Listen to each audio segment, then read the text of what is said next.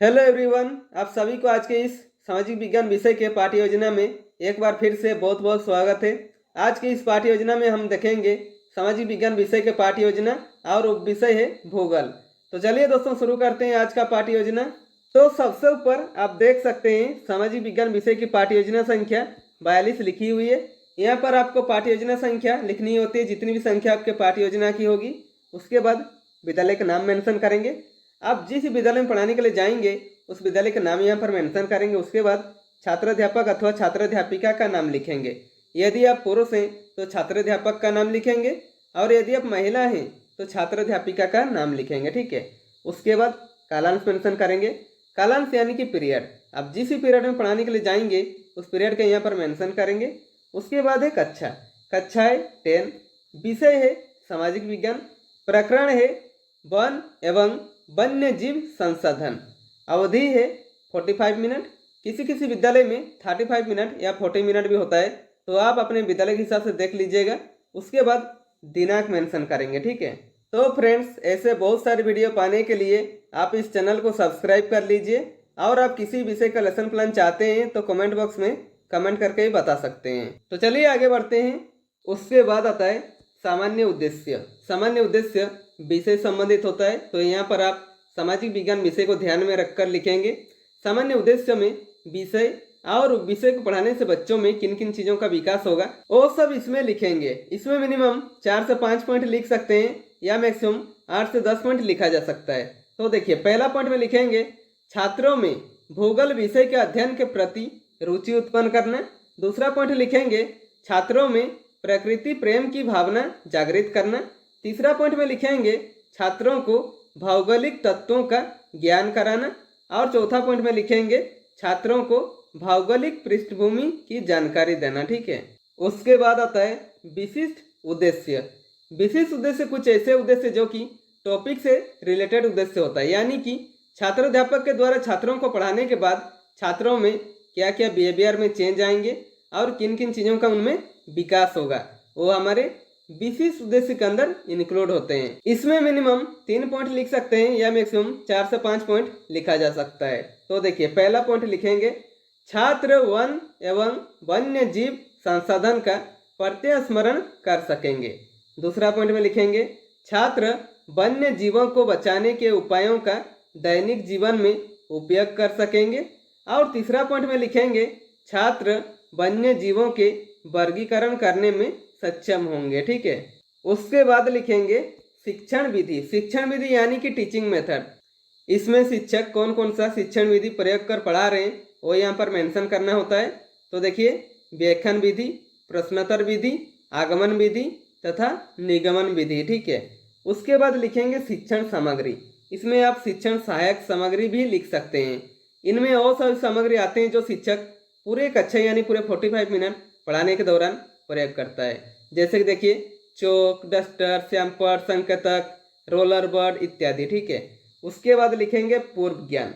इसमें क्या लिखा हुआ है देखिए, छात्र वन एवं वन्य जीव के बारे में सामान्य जानकारी रखते हैं। ठीक है। उसके बाद आता है प्रस्तावना। प्रस्तावना प्रश्न किसी भी पाठ्य योजना का इम्पोर्टेंट हेडिंग कहा जाता है, क्योंकि प्रस्तावना प्रश्न बनाने में सबसे ज़्यादा दिक्कतें आती है।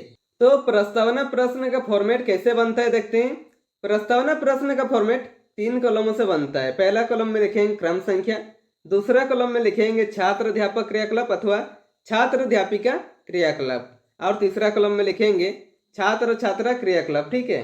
इसमें मिनिमम आप 3 प्रश्न पूछकर प्रकरण निकाल सकते हैं या मैक्सिमम 5 से 6 प्रश्न पूछकर प्रकरण निकाल सकते हैं। ठीक है। इसमें सभी प्रश्न और उत्तर क्रमबद्ध रूप में होनी चाहिए, यानी कि छात्र अध्यापक के प्रश्न करने पर जो छात्र छात्रा उत्तर देंगे उसी उत्तर से छात्र अध्यापक पुनः प्रश्न करेंगे। ठीक है। तो देखिए, यहाँ पर आपको और अच्छे से समझ में आएगा। क्रम संख्या में 1 लिखेंगे छात्र अध्यापक पहला प्रश्न करते हैं हमारे देश का क्या नाम है। तो छात्र छात्रा क्या उत्तर देते हैं? उत्तर देते हैं भारत। ठीक है। यहाँ पर देखिए, छात्र छात्रा क्या उत्तर दिए? भारत। इस भारत शब्द से छात्र अध्यापक पुनः एक प्रश्न करेंगे। ठीक है। तो देखिए, छात्र अध्यापक दूसरा प्रश्न करते हैं भारत की अधिकांश जनसंख्या कहाँ निवास करती है। तो छात्र छात्रा क्या उत्तर देते हैं? उत्तर देते हैं गांव में, ठीक है। उसके बाद देखिए छात्र अध्यापक तीसरा प्रश्न करते हैं, गांव के लोग खाना किससे बनाते हैं? तो छात्र छात्रा क्या उत्तर देते हैं? उत्तर देते हैं लकड़ी, कोयला, गैस इत्यादि, ठीक है। उसके बाद छात्र अध्यापक चौथा प्रश्न करते हैं, लकड़ी कहाँ से प्राप्त होती है? तो छात्र छात्रा क्या उत्तर देते हैं? उत्तर देते हैं वनों से, पेड़ पौधों से, ठीक है। उसके बाद छात्र अध्यापक पांचवा प्रश्न करते हैं, वनों में कौन रहते हैं? तो छात्र छात्रा क्या उत्तर देते हैं? उत्तर देते हैं वन्य जीव, ठीक है। उसके बाद छात्र अध्यापक छठा क्वेश्चन करते हैं, वन एवं वन्य जीव संसाधन से आप क्या समझते हैं? तो छात्र छात्रा क्या उत्तर देते हैं? छात्र छात्रा कोई उत्तर दे नहीं पाते हैं और मौन रहते हैं। तो ये क्या हो जाएगा? समस्यात्मक प्रश्न हो जाएगा, ठीक है। इसका उत्तर छात्र नहीं दे पाएंगे तो कक्षा शिक्षक यानी आपका कर्तव्य है कि आप उस चीज को अच्छे से समझाएं बच्चों को। उसके बाद उद्देश्य कथन में लिखेंगे, बच्चों आज हम लोग वन एवं वन्य जीव संसाधन के बारे में विस्तृत अध्ययन करेंगे, ठीक है। उसके बाद आता है प्रस्तुतिकरण। प्रस्तुतिकरण पाठ को हमें सबसे अच्छा बनाना होता है कि जितना भी कंटेंट होता है टॉपिक का वो सब प्रस्तुतिकरण पाठ में रखते हैं, ठीक है। तो प्रस्तुतिकरण का फॉर्मेट कैसे होता है देखते हैं। प्रस्तुतिकरण का फॉर्मेट 4 कॉलमों से बनता है। पहला कॉलम में लिखेंगे शिक्षण बिंदु यानी कि टीचिंग पॉइंट, इसमें हम कौन कौन से पॉइंट कवर करेंगे वो सब लिखेंगे। दूसरा कॉलम में लिखेंगे छात्र अध्यापक क्रियाकलाप अथवा छात्र अध्यापिका क्रियाकलाप यानी कि पुपिल टीचर एक्टिविटी, इसमें क्लासरूम में टीचर क्या क्या एक्टिविटी कर रहे हैं वो सब लिखेंगे।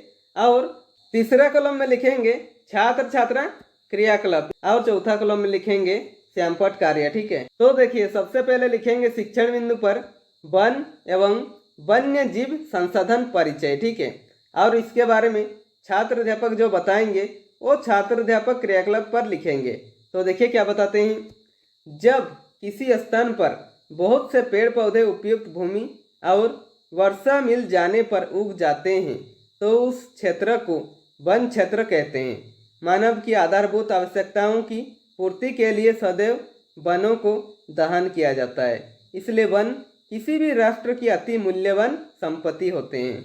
इस ग्रह पर यानी कि पृथ्वी पर हम सूक्ष्म जीवाणुओं और बैक्टीरिया जोंक से लेकर वट वृक्ष, हाथी और ब्लू व्हेल तक करोड़ों दूसरे जीवधारियों के साथ रहते हैं।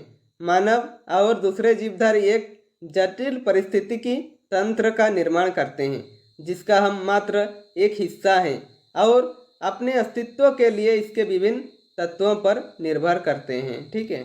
और छात्र छात्रा क्रियाकलाप पर लिखेंगे छात्र छात्रा ध्यानपूर्वक सुनेंगे तथा समझेंगे। और श्यामपट कार्य पर छात्र अध्यापक जो पढ़ा रहे हैं उसे शॉर्ट में लिख दीजिएगा ताकि जो बच्चे ध्यान से सुन नहीं रहे उन्हें भी अच्छे से समझ में आ जाए। तो हेडिंग देंगे वन एवं वन्य जीव संसाधन परिचय, ठीक है। पहला पॉइंट में लिखेंगे जब किसी स्थान पर बहुत से पेड़ पौधे उपयुक्त भूमि और वर्षा मिल जाने पर उग जाते हैं तो उस क्षेत्र को वन क्षेत्र कहते हैं, ठीक है। और दूसरा पॉइंट में लिखेंगे वन किसी भी राष्ट्र की अति मूल्यवान संपत्ति होते हैं, ठीक है। उसके बाद आता है बोधात्मक प्रश्न। इसमें छात्र अध्यापक बच्चों जो पढ़ा रहे हैं बच्चों को कितनी अच्छी तरीके से समझ में आ रहा है ये जानने के लिए बीच बीच में एक या दो प्रश्न करते हैं। तो देखिए प्रश्न करते हैं वन क्षेत्र किसे कहते हैं? तो छात्र छात्रा क्या उत्तर देते हैं? उत्तर देते हैं जब किसी स्थान पर बहुत से पेड़ पौधे उपयुक्त भूमि और वर्षा मिल जाने पर उग जाते हैं तो उस क्षेत्र को वन क्षेत्र कहते हैं, ठीक है। उसके बाद आता है विकासात्मक प्रश्न। इसमें छात्र अध्यापक बच्चों को इसके आगे जो पढ़ाएंगे बच्चों को इसके बारे में जानकारी है या नहीं है ये जानने के लिए एक या दो प्रश्न करते हैं। तो देखिए प्रश्न है प्रजातियों का वर्गीकरण कितने प्रकारों में किया गया है?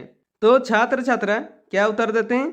छात्र छात्रा कोई उत्तर दे नहीं पाते हैं और मौन रहते हैं। इसका उत्तर छात्र नहीं दे पाएंगे तो कक्षा शिक्षक यानी आपका कर्तव्य है कि आप उस चीज को अच्छे से समझाएं बच्चों को। उसके बाद शिक्षण बिंदु पर लिखेंगे प्रजातियां का वर्गीकरण और इसके बारे में छात्र अध्यापक जो बताएंगे वो छात्र अध्यापक क्रियाकलाप पर लिखेंगे। तो देखिए क्या बताते हैं, अंतर्राष्ट्रीय प्राकृतिक संरक्षण और प्राकृतिक संसाधन संरक्षण संघ IUCN के अनुसार इनको निम्नलिखित श्रेणियों में विभाजित किया है। पहला पॉइंट में लिखेंगे सामान्य जातियाँ। सामान्य जातियाँ कौन है? ये वे जातियाँ हैं जिनकी संख्या जीवित रहने के लिए सामान्य मानी जाती है, जैसे कि पशु, साल, चीड़ और कृंतक आदि। ठीक है। उसके बाद दूसरा पॉइंट में लिखेंगे संकटग्रस्त जातियाँ। संकटग्रस्त जातियाँ कौन है? देखिए, ये वे जातियाँ हैं जिनकी लुप्त होने का खतरा है। जिन विषय परिस्थितियों के कारण इनकी संख्या कम हुई है, यदि वे जारी रहती है तो इन जातियों का जीवित रहना कठिन है, जैसे कि काला हिरन, मगरमच्छ, जंगली गधा, गेंडा, संगाई यानी कि मणिपुरी हिरन इत्यादि। ठीक है। उसके बाद देखिए तीसरा पॉइंट में सुबेद जातियाँ। तो देखिए सुबेद जातियाँ कौन है? ये वे जातियाँ हैं जिनकी संख्या घट रही है।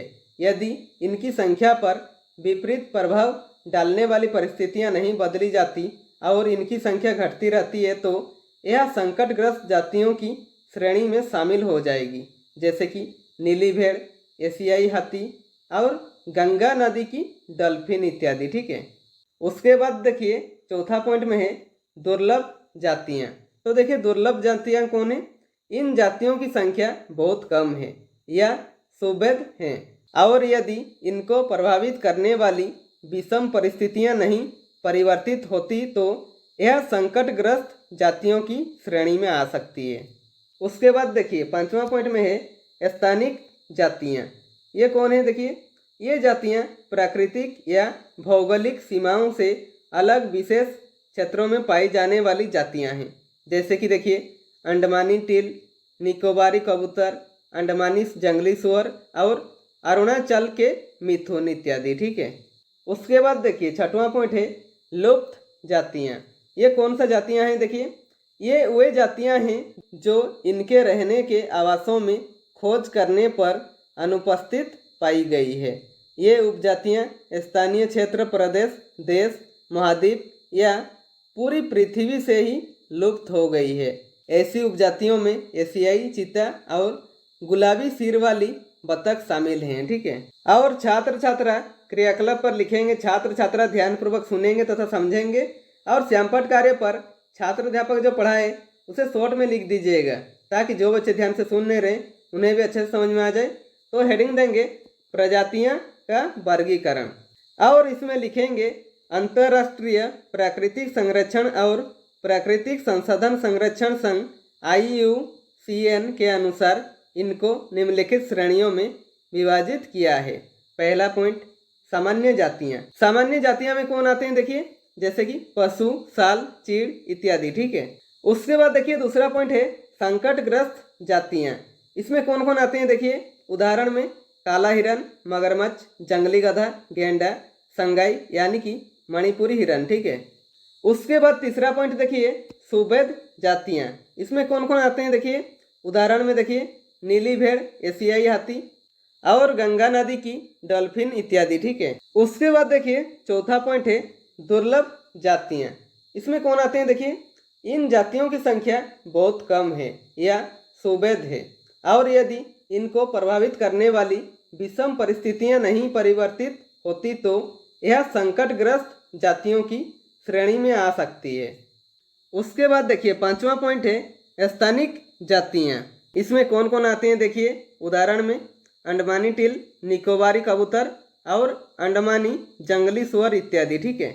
उसके बाद देखिए छठवां पॉइंट है लुप्त जातियाँ।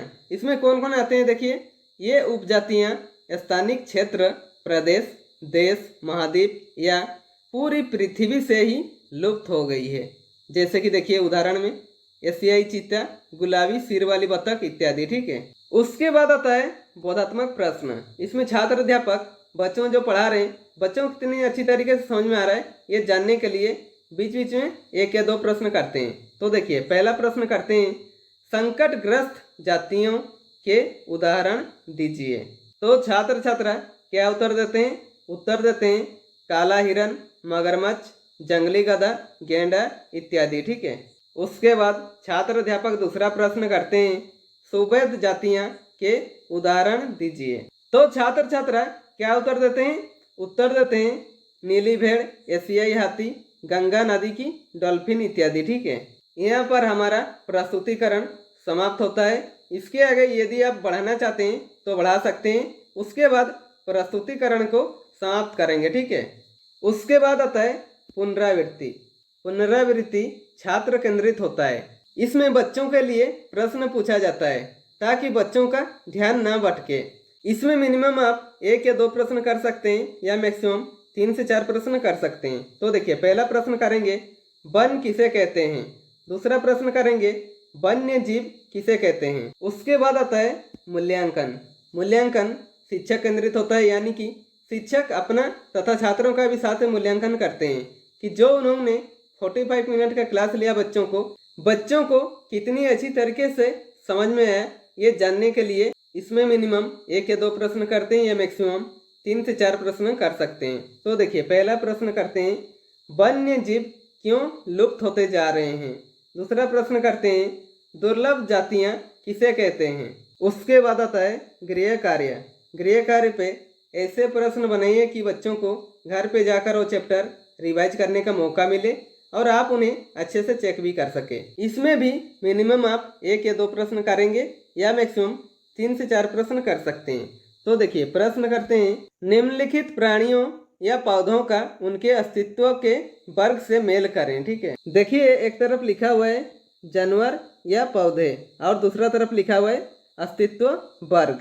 देखिए, जानवर पौधे में लिखा हुआ है काला हिरन, एशियाई हाथी, अंडमान जंगली सुअर, हिमालयन भूरा भालू, गुलाबी सिर वाली बत्तख। और अस्तित्व वर्ग में लिखा है लुप्त, दुर्लभ, संकटग्रस्त, सुभेद, स्थानिक, ठीक है। और इनको मिलान करके लाना है, ठीक है।